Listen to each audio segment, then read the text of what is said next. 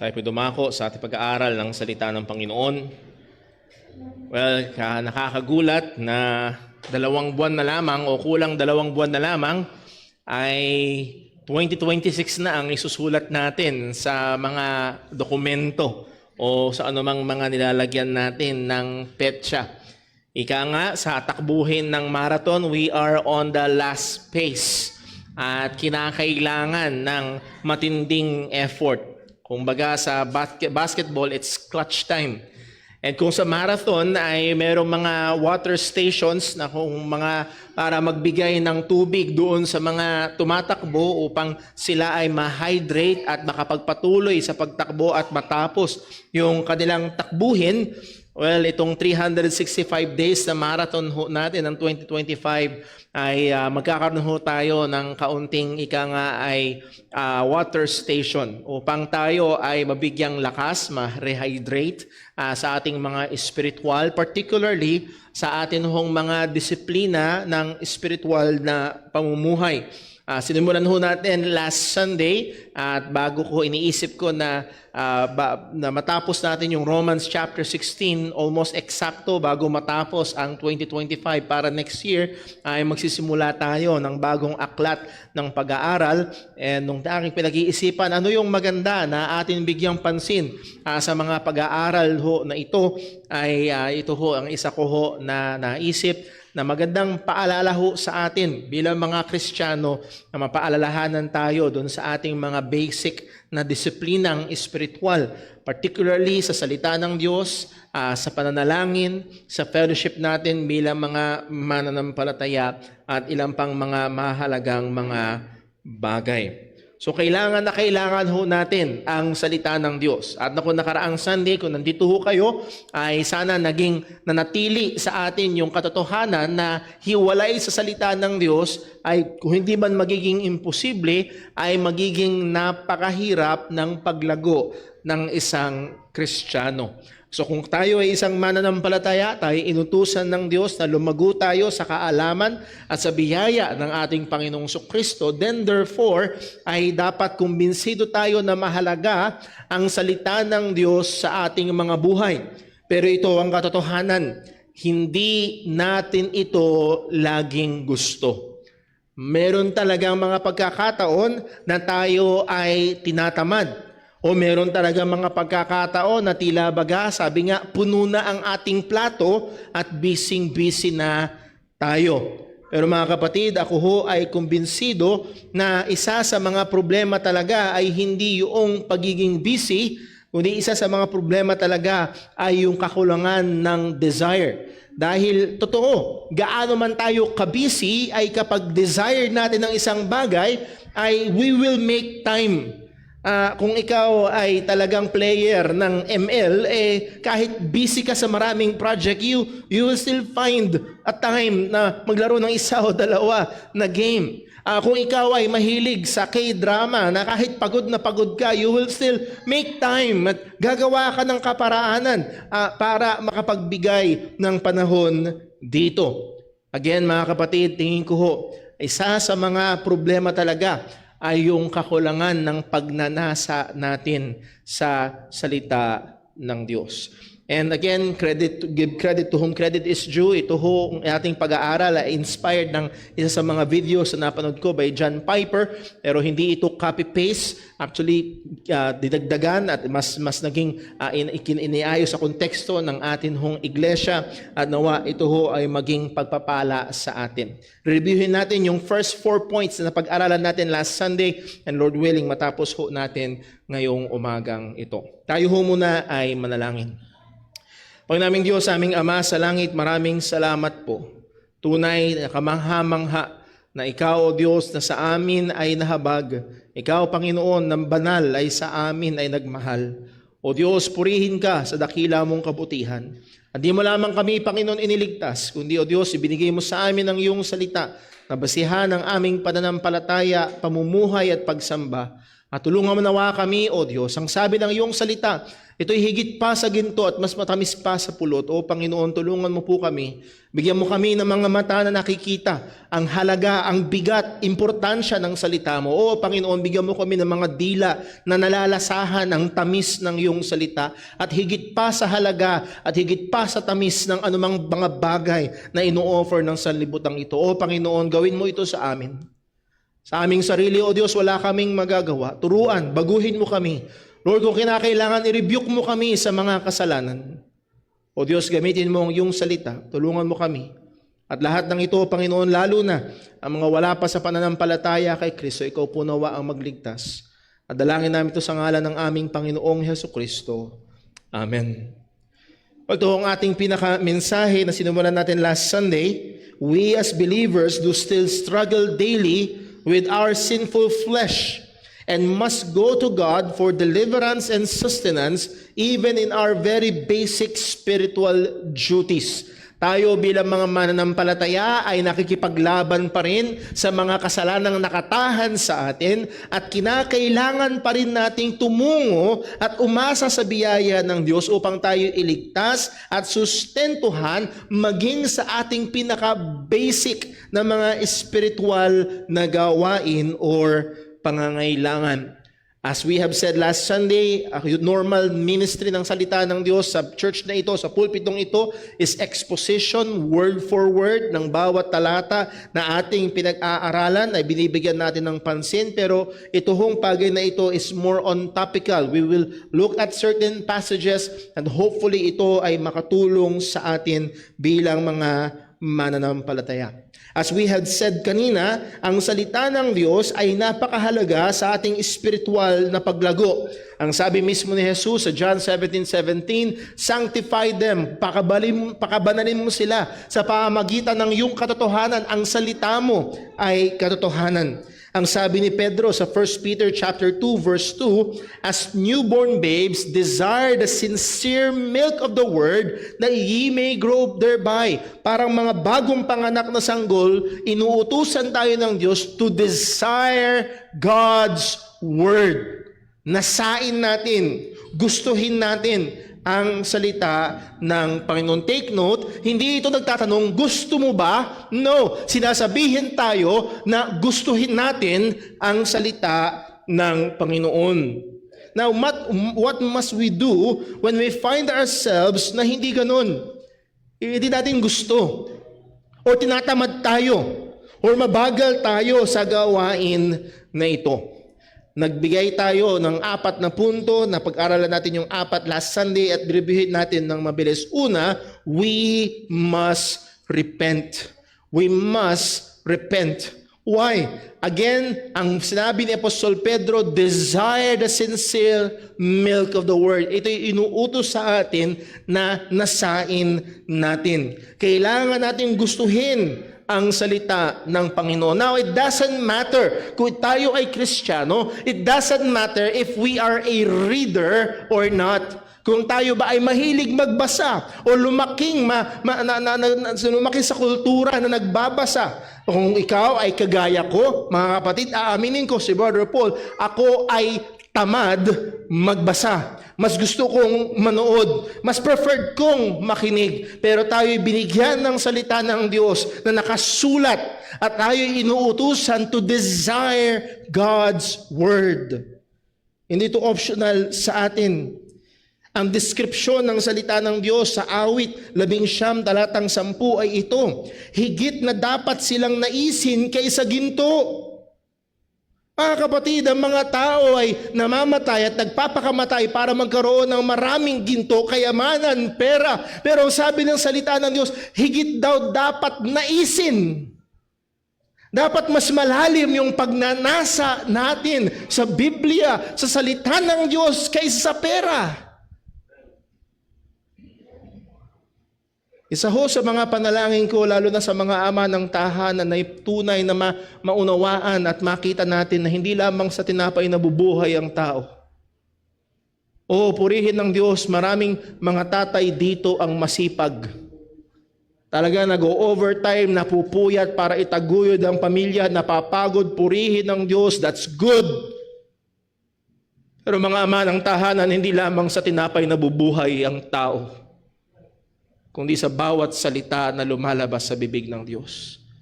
Kailangan ng asawa natin, kailangan ng mga anak natin ang salita ng Panginoon. Higit pa dapat silang naisin kaysa ginto, lalong higit kaysa maraming dalisay na ginto. Higit ding matamis kaysa pulot at pulot pukyutan. Yun ang deskripsyon ng salita ng Diyos. Kung ito ang salita ng Diyos sa atin ay hindi mahalaga. Kung ang salita ng Diyos sa atin ay hindi matamis, walang problema sa Bible, merong problema sa atin. At kailangan nating pagsisihan ng ganong kalagayan. Kailangan tayong umagree. Lord, tama. Tama na ang iyong salita ay mahalaga pa kaysa ginto. Tama ang iyong salita ay matamis pa kaysa pulot. May mali sa akin. O Panginoon, patawarin mo po ako kung tinitingnan ko ang iyong salita na walang halaga. When we do not desire or we do not value God's word, kagaya ng inilagay na value ng salita ng Diyos, merong problema sa atin. Una, we must repent. Huwag nating sabihin, hey, di lang talaga ako reader. Ay, talaga. No, we must repent. Kailangan tayong magsisi. Pangalawa, na atin na pag-aralan last Sunday, we must incline or ask God to incline our hearts. Psalm 119 verse 36. Psalm 119 verse 36, ang sabi ng mga awit, ikiling mo ang aking puso sa iyong mga patotoo. Ikiling, ibig sabihin na ikiling, i-incline, itutok. Kabigin mo ang aking puso patungo sa iyong mga patotoo at huwag sa pakinabang. Sa English, ang translation, incline my heart to your testimonies. Ito ang napakagandang request. Lord, busy ako. Lord, if we will be honest, Lord, tinatamad ako. Incline mo ang puso ko. Lord, ikiling mo ang puso ko. Ang puso ko ay tamad. Ang puso ko ay pagod. Ayoko. Mas gugustuhin ko ngayong mag-browse sa Facebook. Mas gugustuhin ko ngayon, mas gusto ko ngayong manood lang ng TV. Lord, ikiling mo ang puso ko sa iyong mga salita. Our hearts ay exposed sa daang-daang mga mundong bagay araw-araw at tayo binubomba ng sanlibutan ito ng iba't ibang mga tukso, iba't ibang makikinang na mga bagay at sasabihin sa iyo, you only live once at ganito dapat ang iyong buhay. O nawa, tulungan tayo ng Diyos. Huwag nating hayaan ang mundong ito magdikta ng direksyon ng ating puso. At tayo ay magmakaawa sa Panginoon. Lord, ikiling mo ang aking puso sa iyong salita. Kapag ang telebisyon, mga laro, ang social media, ang pagsama sa mga kaibigan ay tumatawag sa atin, I'm not saying na masama o kasalanan ng mga bagay na ito, pero at the expense of the Word of God, ipag-pray natin, hingin natin sa Panginoon, Lord, ikiling mo ang aking puso sa iyong salita. Maaring we don't feel like it. Hindi ko feel mag-Bible reading ngayon. Hindi ko feel mag-meditate ng salita.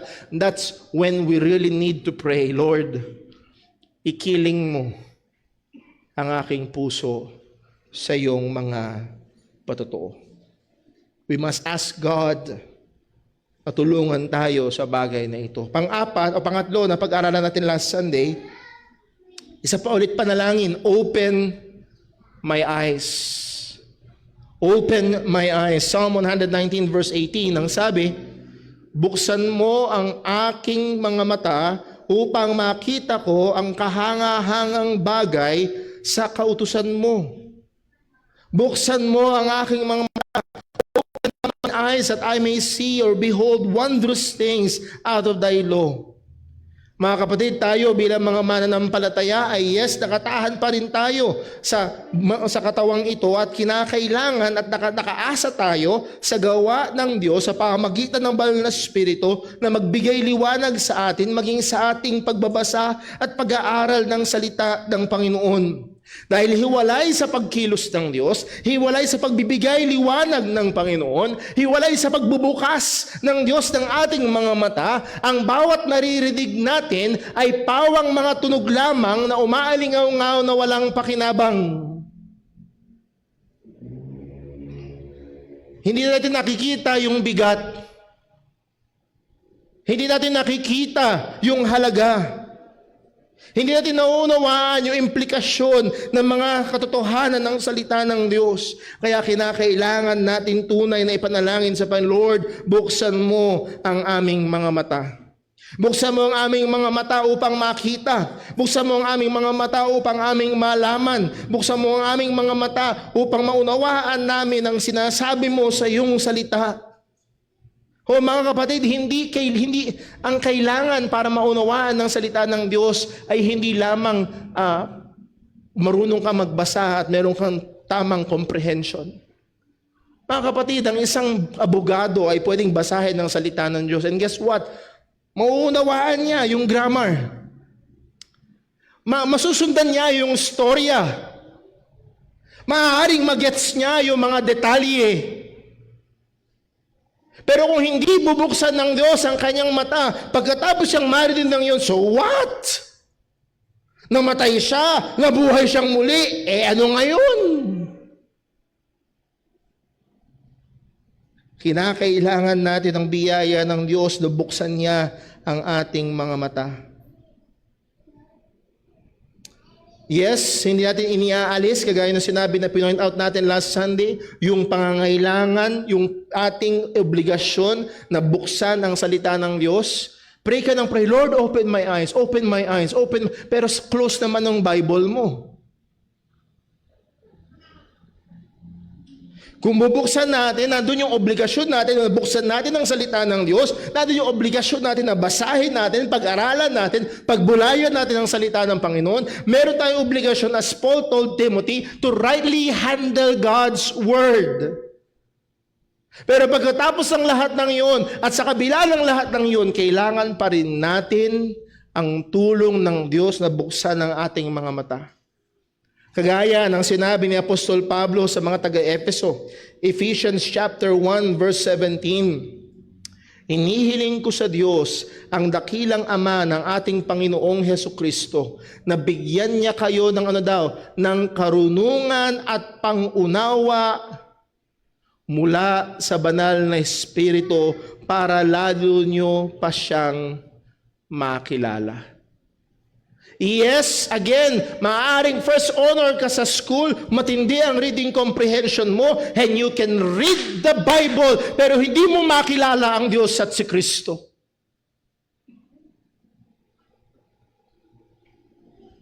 Kailangan natin ang tulong ng Diyos sa buksan ang ating mga mata. Lord, gusto kitang makilala. Lord, gusto ko pang mas makilala si Jesus. Ayoko lang basta matchkan lang yung Bible reading time ko. Check, tapos, 15 minutes, okay na. Lord, buksan mo ang aking mga mata. Verse number 18, ang sabi ni Pablo, tuloy natin, ipinapanalangin ko rin na maliwanagan ang inyong puso't isipan para maunawaan nyo ang pag-asa na inilaan niya sa atin, ang napakahalaga at napakasaganang pagpapala na ipinangako niya sa mga pinabanal. Did you get that, mga kapatid? Ipinapanalangin ko, sabi ni Pablo, na pinapanalangin ko rin na maliwanagan ang inyong puso't isipan para maunawaan nyo ang pag-asa na inilaan niya sa atin. Hindi malabo ang kanilang mga mata, maaaring 20/20 ang vision, and yes, nababasa nila ang mga salita ng Diyos, pero yung pagkaunawa, yung pagkakita doon sa napakatinding mga pagpapala at napakatinding mga pangako na inilaan ng Diyos sa atin, yung ang napakahalaga at napakasaganang pagpapala. Mga kapatid, baka mamaya ay yes, maaaring matatapos mo ang Bible mo throughout this year, pero tuyo, tigang, Baka ito ang kailangan natin. Lord, buksan mo ang aking mga mata para makita ko yung halaga. Makita ko yung pagpapala. Makita ko yung mga dakilang bagay mula sa iyong salita. Balikan natin yung verse 18 ng Psalm 119. Buksan mo ang aking mga mata upang makita ko ang alin daw? Ang kamanghamanghang bagay o mga bagay sa kautusan mo. Habang inire-ready ko ho, nagre-review ako personally dun sa message natin nakaraang Sunday. Hindi ko nadiinan ito. Nangyari na ho ba sa inyo na nagbasa ka ng Bible? Okay. Check. Nabasa mo. Yes, maaaring nabasa mo ang pagiging soberano ng Diyos. Maaaring nabasa mo ang pagmamahal ng Diyos sa pamamagitan ng Kristo. Okay, nabasa ko. But you were not amazed. Walang pagkamangha. Walang panggigilalas. At mga kapatid, yun ang mahirap kapag tayo ay sanay na, for God so loved the world that He gave His only begotten Son. Alam na natin yung talata, pero wala na yung pagkamangha. O napakaganda at napakadapat nating ipanalangin ito.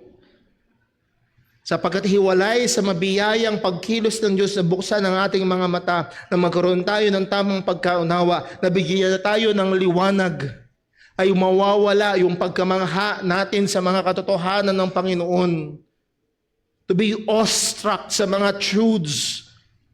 Siguro naranasan nyo na ho, naalala ko pa nung nag-click sa isip ko yung, ang Diyos ay soberano. Hawak niya ang lahat. Ang bawat patak ng ulan, ang bawat ihip ng hangin, ang bawat damo, bawat ibon, hawak niya ang lahat. At napakaganda at kamangha-mangha. Sabi nga nung iba, pag lumabas ka sa bahay, parang naging mas makulay. Parang mas naging, parang galing ka sa black and white na TV, biglang naging 4K HD na yung pinanonood mo ngayon. Why? Dahil pinakita sa iyo ng Panginoon, anak, soberano ako at hawak ko ang lahat ng ito. O mga kapatid, nawa tulungan tayo ng Panginoon. Why? Because the Bible is not just a human book. It is God's Word. At ito naglalaman ng mga bagay, katotohanan patungkol sa Kanya, at kailangan natin ng tulong at gabay ng Panginoon para maunawaan natin at buksan niya ang ating mga mata para makita natin ang mga kamangha-manghang bagay. Again, ayos ko ipaalala na tayo bilang mga tao ay meron tayong responsibilidad na tignan, na buksan, na pag-aralan, na pagbulayan. Ang sabi ni Pablo sa 1 Timothy chapter 4 verse 13 kay Timothy, ang sabi niya, till I come, give attendance to the reading, to exhortation, to doctrine. Verse 14, neglect not the gift that is in thee. Again, these are personal responsibilities ni Timothy. Verse number 15, meditate upon these things, give thyself fully unto them, that thy profiting may appear to all. Nahandoon yung responsibilidad ni Timothy na siya'y mag-give attendance, magbigay atensyon, wag niyang pabayaan, neglect not, meditate, pagbulayan niya, pag-isipan niya. Pero sa kabila ng lahat ng iyon, kung hindi kikilos ang Panginoon para buksan ang ating mga mata, mananatili na matabang, mananatili na walang lasa. O tulungan nawa tayo ng Diyos at hilin natin sa Panginoon, Lord, buksan mo ang aking mga mata. And number 4, dito tayo natapos last Sunday. Number 4, teach me. Ito ay very much related do sa nakaraan na open my eyes. Number 4, teach me. Psalm 86 verse 11. O Panginoon, turuan or ituro mo sa akin ang iyong daan upang makalakad ako sa iyong katotohanan. Ilakip mo ang aking puso upang matakot sa iyong pangalan. Sa translation sa English, teach me thy way, Lord. Ituro mo sa akin ang iyong daan. Kailangan nating magpakumbaba at lumapit sa Diyos kada oras, kada panahon na magbibigay tayo ng panahon sa Kanyang salita at hingin natin ang tulong ng Diyos na tayo ay turuan. Mga kapatid, huwag namang mangyari na ang ating pag-asa ay nahandun na sa husay ng tao. Nasa husay ng taong tagapagturo, well, mahusay yung teacher namin, matututo kami ngayon. Or nasa husay mo, well, mahusay akong makinig, matututo ako ngayon. Kailangan natin ang tulong ng Diyos na turuan tayo. Pa ating pang pribadong panahon na bubuksan natin ang Biblia at magbabasa at mag-aaral at magbubulay tayo, hilingin natin sa Diyos, Lord, turuan mo ako. Sa pang-publikong pangangaral ng Kanyang salita, hingin natin sa Diyos, Lord, turuan mo po ako. Ay gusto ko lang ipaalala muli yung aking sinabi noong nakaraan. Sana ang ating panalangin dito ay, Lord, turuan mo po siya. O turuan mo po yung misis ko, o turuan mo po yung anak ko, o turuan mo po yung tatay ko. O napakaganda at dapat na parang, Lord, turuan mo po ako. Turuan mo po ako. Ituro mo sa akin ang iyong daan. Lord, bubuksan ko ang iyong salita, magbabasa ako, mag-aaral ako, ituro mo sa akin ang iyong daan. At ang goal dito upang aking lakaran. Ituro mo sa akin ang iyong daan upang makalakad ako sa iyong katotohanan. Para makalakad ako sa katotohanan mo. Again, hindi lang ito para magkaroon tayo ng impormasyon. Dahil meron na tayong impormasyon, handa na tayo makipagdebate, handa na tayo makipagtalo. Kundi napaka-praktikal. Lord, ituro mo sa akin ang iyong daan. Ituro mo sa akin ang iyong kalooban. Para makalakad ako sang-ayon sa iyong katotohanan. Ang goal is application. Ang goal ay kabanalan. Ang goal ay pagiging makadiyos. Ang goal ay lumakad ang ating mga buhay o ang lakad ng ating mga buhay ay maayon at makumporme sa kanyang katotohanan. As Paul prayed para sa mga taga-Colossae, ang sabi niya sa Colossians chapter 1 verse 9, Colossians chapter 1 verse 9, kaya't mula ng araw na aming marinig ito, yung kanilang pananampalataya, hindi kami tumigil sa pananalangin para sa inyo at sa paghiling na kayo'y punuin ng kaalaman ng kanyang kalooban at buong karunungan at pagkaunawang espiritual. Yun yung prayer ni Apostol Pablo para sa mga Kristiyano. Mapuno kayo ng kaalamang espiritual. Mapuno kayo ng karunungan ng Diyos. Pero hindi doon natapos. Para saan? Verse 10, upang kayo'y lumakad ng nararapat sa Panginoon. So kung tayo nandito sa church, Lord, today is the Lord's day, and Lord, pupunta ako sa church ng maaga, on time ako sa Sunday school, mag-aaral kami ng iyong salita, and then sa worship service, merong preaching, Lord, open my eyes, Lord, teach me, at nawa, lahat ng iyon, ang punto ay, Lord, para may mabago sa buhay ko. Para makalakad ako ng ayon sa iyong kalooban. Teach me. Teach me. And then number 5, kaduktong ho, dun sa verse number 11 ng Psalm 86. Psalm 86 verse 11. O Panginoon, ituro mo sa akin ang iyong daan upang makalakad ako sa iyong katotohanan. This is the second request dun sa verse na yun, sa verse 11. Ilakip mo ang aking puso. Ilakip mo ang aking puso upang matakot sa iyong pangalan. Yung word na ilakip, di ba? Ilakip mo to, isama mo. Ang mas tamang translation na ipaglakipin mo, pagsamahin mo. Sa English, napakaganda. Sa ESV ang translation, teach me your way, O Lord, that I may walk in your truth. Unite my heart to fear your name. Pagkaisahin mo ang aking puso para matakot sa iyong pangalan.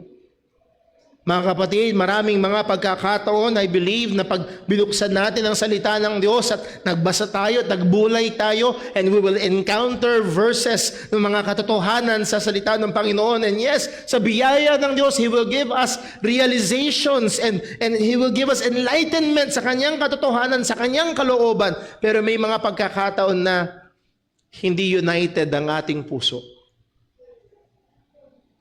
For example, Luke chapter 9 verse 23. Luke chapter 9 verse 23, anong sabi ni Jesus? And He said to all, hindi lang to sa mga pastor, all, if anyone would come after me, sino man ang susunod sa akin, let him what? Be yourself. No. Deny yourself. Deny himself and take up his cross daily and follow me. Isa ho ito, mga kapatid, sa if God will open our eyes and see yung tindi ng demand, isa ito sa pinaka hindi komportabling talata sa Biblia. Mga kapatid, nung panahon ng ating Panginoong Hesus, nung panahon ng Roman Empire, pag may dala kang krus, ibig sabihin, mamamatay ka na. Ang krus noon ay hindi palamuti. Ang krus noon ay isang instrumento ng kamatayan. Ayun, sasabihin ni Jesus, kung susunod ka sa akin, pasanin mo ang iyong krus. At ikaila mo ang iyong sarili. Hindi sundin mo ang iyong sarili. Ikaila mo ang iyong sarili. Take up thy cross daily. Brother Paul, kung ikakaila ko ang aking sarili, paano ako ngayon mabubuhay? Ang sabi ni Jesus, follow me. Yun na ngayon ang buhay mo. Follow me. At mga kapatid, kung naririnig natin yung katotohanan, as in naririnig natin yung katotohanan, sinasabi hindi tayo mabubuhay para sa ating sarili.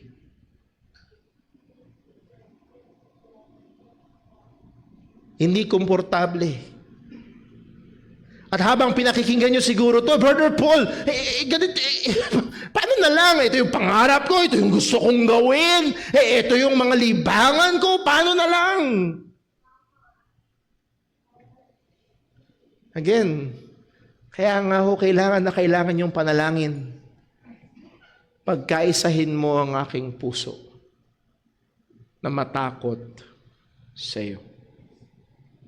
Ang sabi ni Adam Clarke sa kanyang commentary dito, join all the purposes, resolutions, and affections of my heart together to fear and glorify thy name. Sa Tagalog, pagsamahin mo ang lahat ng layunin, pagpapasya at pagmamahal ng aking puso upang matakot at lulhatiin ang iyong pangalan.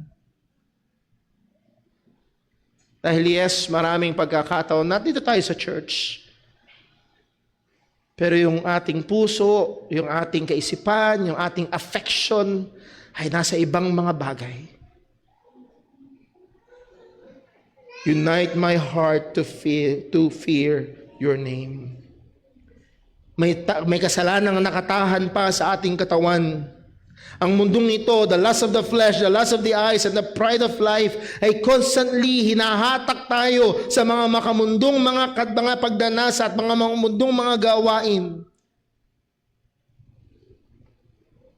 At maraming pagkakataon, yung ating sariling pita, yung kasalanang nakatahan sa atin, ang nagpupumiglas para wag tayong sumunod. Kaya napakaganda ng panalangin, unite my heart to fear your name. Ewan ko kung naranasan nyo na ho sa mga may asawa, nagkaroon kayo ng problema mag-asawa, and then habang nagbubulay ka, pinaalala sa iyo ng Diyos yung katotohanan, may pinaalala ang Diyos sa iyo na salita niya, at ikaw mismo nakikipagtalo ka, Lord, pag sinunod ko yung sinabi ng iyong salita, hindi na ako magagalit. Lord, pag sinunod ko yung salita mo, hindi ko...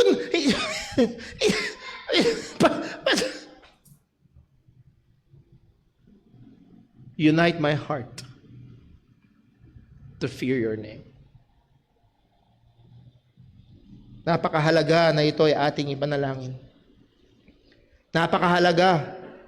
Sa 2 Corinthians chapter 10 verse 4, 2 Corinthians 10:4, ang sabi ni Apostol Pablo, gusto ko lang hilamin yung prinsipyo rito. Ang sabi ni Pablo, sapagkat ang mga sandata ng aming pakikipaglaban ay hindi makalaman, hindi buto, hindi laman, hindi flesh ang ating kaaway, kung hindi makadiyos na may kapangyarihang makagiba ng mga kuta. Ano yung mga kuta? Mga forts. May kapangyarihang gumiba ng mga kuta. Ano daw ito? Aming ginigiba ang mga pangangatwiran at bawat palalong hadlang laban sa karunungan ng Diyos at binibihag ang bawat pag-iisip upang sumunod kay Kristo. Again, mga pangangatwiran, mga palalong karunungan na laban sa Diyos at mga pag-iisip na ayaw sumunod kay Kristo. At madalas mga kapatid, hindi yung iba kung hindi tayo. May pag-iisip. May mga pangunawa na hindi ayon kay Kristo. At kailangan natin ng tulong ng Diyos upang gibain, gamitin ng Diyos yung kanyang salita. Gamitin ng Panginoon yung kanyang katotohanan. Lord, pagbibigay ako ng panahon sa iyong salita, sorry po, hindi ko gusto, ayoko, tinatakbuhan ko, tamad ako, at ngayon, Lord, binagsisihan ko ito, iikiling mo ang puso ko sa iyong salita. And Lord, ngayon ito na, bukas na ang salita mo, magbabasa na ako, magbubulay na ako, buksan mo ang aking mga mata para makita ko mga kamanghamanghang bagay. And Lord, ituro mo sa akin ang iyong kalooban para lumakad ako sa iyong landas. Pero Lord, ngayon nakapagbasa na ako, nakapagbulay na ako, nakikita ko ang iyong katotohanan at kamangha-mangha ito. Pero Lord, pag in-apply ko to, ang daming magbabago sa buhay ko. Lord, pag in-apply ko ito, marami na akong hindi pwedeng gawin. Oh Lord, ramdam na ramdam ko nagpupumiglas. Pagkaisahin mo ang aking puso. Pagkaisahin mo ang aking puso. And lastly, dito tayo matatapos. Satisfy me or satisfy us. Busugin, punuin. Sa Psalm 90 verse 14, ang sabi ho ng salita ng Diyos ay ito. Busugin mo kami sa umaga ng iyong tapat na pagmamahal upang kami magalak at matuwa sa lahat ng aming mga araw. Sa English, O satisfy us early with thy mercy. Mga kapatid, pagkatapos natin pagsisihan yung ating maling pananaw sa salita ng Diyos, pagkatapos natin hilingin sa Panginoon, Lord, incline mine heart. Hilingin natin sa Diyos, Lord, open my eyes. Hilingin natin sa Diyos, Lord, teach me. Hilingin natin sa Panginoon, Lord, unite my heart. At napakagandang panalangin sa pagbibigay natin ng panahon sa kanyang salita, Lord, satisfy me. Busugin mo ako. Kung sa biyaya ng Diyos ay naging consistent tayo sa ating pagbibigay panahon sa kanyang salita, that's very good. Isa sa mga panalangin na kailangan at dapat nating hingin sa Diyos ay tayo ay kanyang busugin. Hindi lamang busugin yung ating curiosity, hindi lamang busugin yung ating desire for added knowledge, but for us to be satisfied with God Himself. Na magkaroon tayo ng kapunuan sa Diyos mismo. Sapagkat ang salita ng Diyos ay ang special revelation ng Panginoon ng kanyang sarili at kanyang kalooban sa atin na kanyang mga tao. At ang ating mga puso ay walang kapahingahan. At ang ating puso ay patuloy na makakaramdam ng kakapusan. Liban na ito'y mapuno. At sino o ano lamang ang pwedeng magpuno at magbigay ng kabusugan sa puso ng tao. Walang pwede lamang makapagbigay nito ng kapunuan ay walang iba kung hindi ang Panginoon. Sa awit 63, talatang 1, Psalm 63 verse 1, ang sabi ng salita ng Diyos, O Diyos, Ikaw ay aking Diyos, hahanapin kitang maaga, nauuhaw sa iyo ang aking kaluluwa. Mga kapatid, do we know that?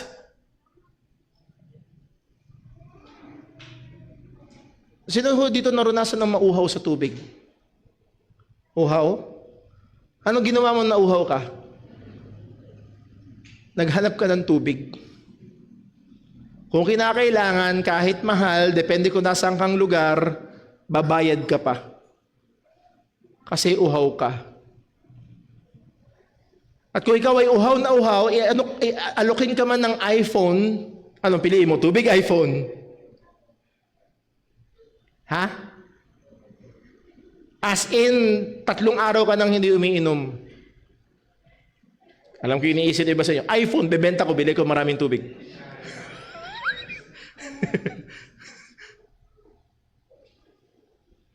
Ay, kainin mo man yung iPhone, hindi mapapagot ang iyong uhaw. Mga kapatid, aaminin ko ako mismo, kailangan ko to.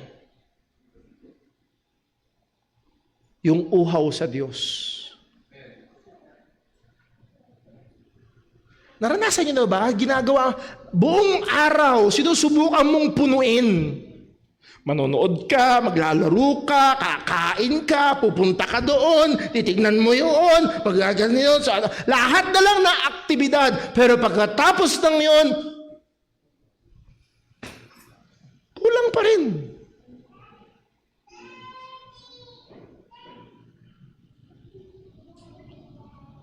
O Diyos, busugin mo kami. Ang katotohanan na ito, tayo ay nilalang ng Diyos para sa Kanyang sarili. Napakadalas, ang atin hong buhay espiritual ay parang ganito. Maaring isang buong araw ka nang hindi kumakain at gutom ka na at inimbitahan ka ngayon ng iyong kaibigan, tara pare, gutom ka? Oo, gutom na ako, isang buong araw na ako hindi kumain. Tara pare, kain tayo, sa tayo kakain? Punta tayo dun, may bagong bukas na buffet dun.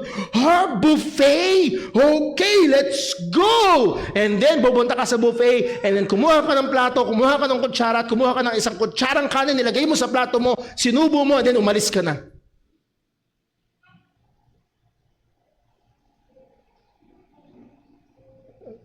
Pero gutom pa rin yun. Yes. At madalas yung time natin sa Bible, ganun. Kukuha tayo ng 5 minuto, isusubo natin sa ating mga spiritual na buhay. And then tapos na. No wonder. Uhaw na uhaw. At gutom na gutom pa rin. I'm not saying na dapat 1 oras, 2 oras, 5 oras kang nagbabasa ng Bible. Now, kung binigyan ka ng Panginoon ng pagkakataon, lalo na ngayon, mga estudyante, walang pasok. Huwag mo ubusin sa cellphone, huwag mo ubusin sa social media. Mas may panahon ka ngayon magbasa ng salita ng Diyos.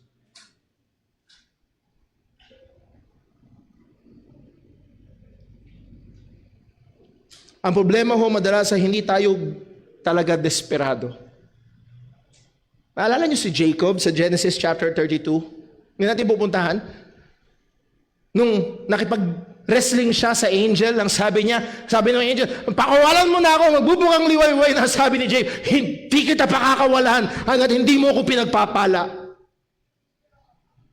Lord, hindi ko isasara ang Bible na ito. Kailangan kita, kailangan ko ng liwanag, kailangan ko turuan mo ko, may problema kami, bigyan mo ko ng liwanag.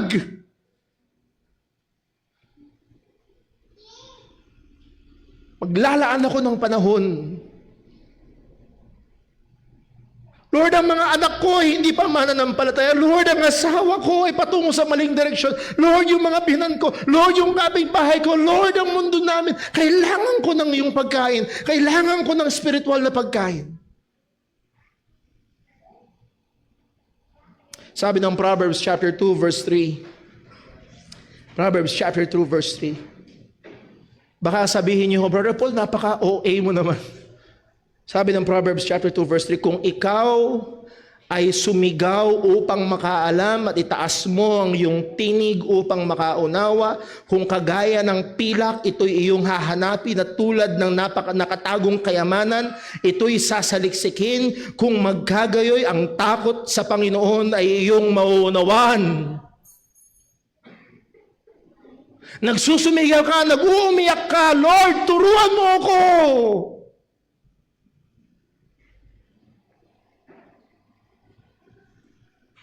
Mga ama ng tahanan, nauunawaan ho ba natin? Mamaya kinakabog natin yung dibdib natin, ako ang lalaki, ako ang masusunod. Yes, that is true, pero malaki ang pananagutan mo bilang lalaki. Mananagot si Brother Paul para kay Sister Jonah, mananagot si Brother Paul para kay Timmy and kay Leah. Ang bigat ng responsibilidad.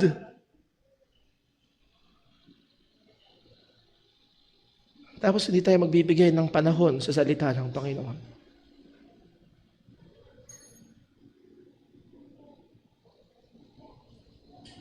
Ang sabi ng Colossians chapter 1 verse 16. Colossians 1:16. Sapagkat sa pamamagitan niya, sa pamamagitan ni Jesus, nilalang ang lahat ng mga bagay sa langit at sa lupa at sa mga bagay na nakikita at mga bagay na hindi nakikita, maging ang mga trono at mga Panginoon, maging ang mga pinuno at mga pangyarihan, lahat ng bagay. Listen po, underline that, bilugan niyo yun, kulayan niyo yun. Ito ang sabi ng salita ng Diyos, ang lahat ng mga bagay ay nilalang sa pamamagitan niya at para sa Kanya. Lahat ng bagay, kasama tayo. Hindi tayo nilalang para sa pera. So kung nabubuhay ka ngayon para sa pera, nabubuhay ka para sa maling dahilan.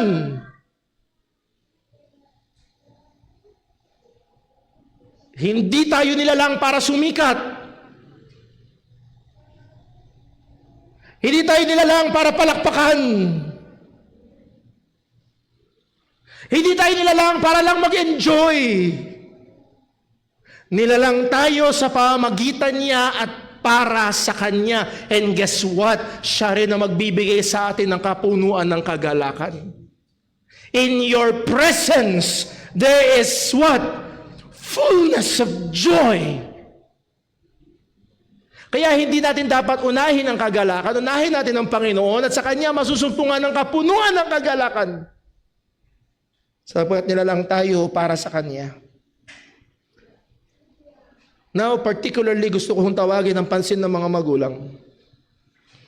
Sapagkat alam niyo ho, nag-prayer request ho kami sapagkat yung aking bayaw, si Brother Michael Hermia ngayon ay nasa Bicol sapagkat yung kanyang pamangkin sa kanyang misis ay biglaang pumanaw. Ilang taon si Nene? 11? 11 years old. 12? 11, 12.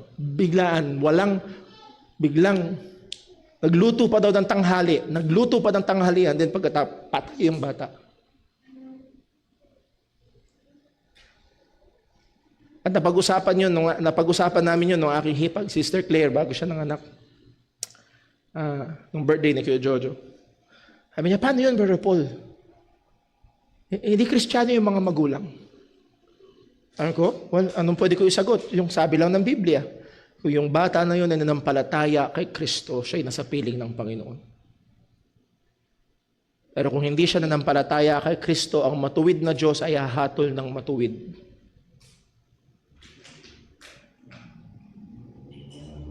Kailangan ng mga anak natin si Kristo.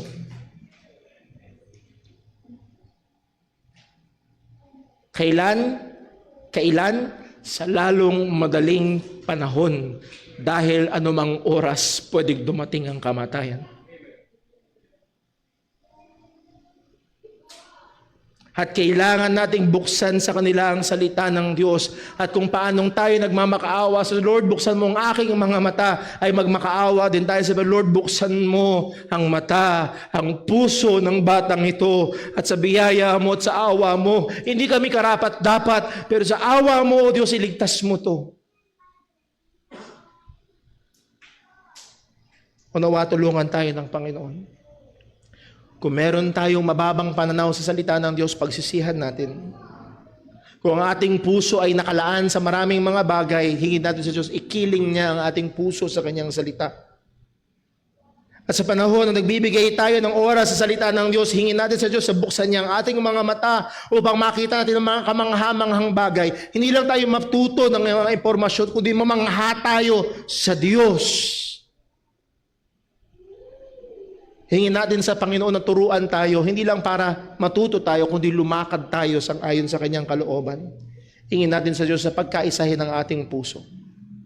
Hingin natin sa Diyos na busugin niya tayo. At sa biyaya ng Panginoon, nawa sa bawat panahon na nabubuksan ng salita ng Diyos dito man sa church o sa ating personal na panahon sa salita ng Panginoon, matapos tayo na merong kabusugan. Mga kapatid, papayag ba kayo ng pumunta kayo sa buffet? Pumunta kayo sa Vikings. Sa halos 1,000 na isang tao. Halos 1,000 bayad no, sa isang tao. Papayag ba kayo uuwi kayo gutom? Hindi. Ano tawag doon, Brother Dave? Lugi. Nagbayad ka na, hindi ka pa mabubusog. Mahal-mahal, hindi ka pa mabubusog. O mga kapatid, huwag tayong pumayag. Hingin natin sa Diyos na buksan niya ang ating mga mata. Hingin natin sa Diyos na turuan niya tayo. Hingin natin sa Diyos na pagkaisahan niya ang ating mga puso. Hingin natin sa Diyos na busugin niya tayo ng kanyang sarili, ng kanyang katotohanan, ng kanyang salita. Let's pray. Ang naming Diyos, aming Ama, sa langit, salamat po sa paalala mo. Salamat po sa iyong salita. O Diyos, patawad po. Patawad po kung napakagaang o napakaliit ng aming pagtingin sa iyong salita. Lord, bigyan mo kami ng mga mata na nakakakita na tunay nga na higit pa sa mga piling-piling ginto ang halaga ng iyong salita. Paunawa mo sa amin, O Diyos, buksan mo ng aming mga mata at kaisipan upang makita namin ang katotohanan na hindi lamang sa tinapay na bubuhay ang tao. Lord, ipakita mo sa amin na hindi lamang kami, kundi maging ang aming asawa, aming mga anak, ang aming buong pamilya, ay labis na nangangailangan ng iyong katotohanan. O Diyos, tulungan mo kami. Malakas ang hatak ng sanlibutan, matindi ang nakatahan sa aming kasalanan. Pero Lord, tulungan mo kami na kami ay maging masipag sa iyong salita. Tulungan mo kami. Nakagaya ng sinabi ng Book of Proverbs na kami, Panginoon, ay tunay na umiyak sa iyo para sa karunungan na kailangan namin. O Diyos, patawad po sa aming mga pagkukulang at kasalanan. At tulungan mo kami na magkaroon nito ng aplikasyon sa aming mga buhay. Ikaw po nawang magligtas ng mga wala pa sa pananampalataya. O Diyos, mahabag ka maging sa mga bata na naririto. Buksan mo ang kanilang mga puso. Ipaunawa mo sa kanila ang kanilang pagiging makasalanan. At si Kristo na tanging tagapagligtas at pag-asa nila. At nawa ang aming mga patotoo, ang aming mga buhay, ay maging palamuti ng Ebanghelyo ni Kristo para sa kanila. Salamat po. Ingatan mo kami, tulungan mo kami bilang isang iglesia. Dalangin natin sa pangalan ng aming Panginoong Hesus Kristo. Amen.